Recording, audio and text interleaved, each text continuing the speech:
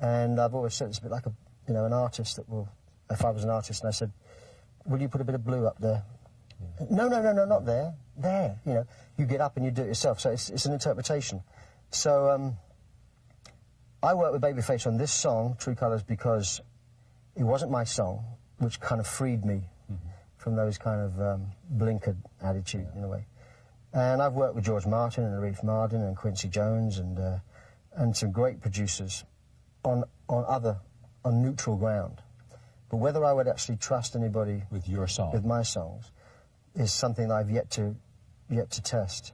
Because I actually love the idea of walking away from it and saying, you know, I know that you do it your way. I've done my bit, now you do it.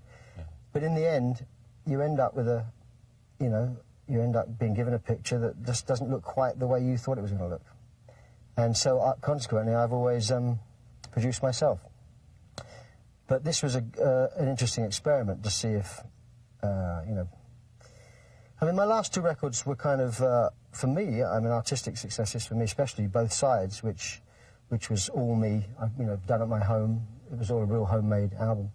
But, you know, you start to question whether you are your own best producer, whether sometimes you can't see the wood for the trees, you know. Is songwriting easy for you?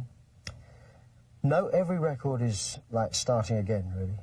Which is actually harder than starting again because you've already done this body of work. Yeah, that's right. It is harder because you can be measured against that. You've already done that, and you want to do something different. Right.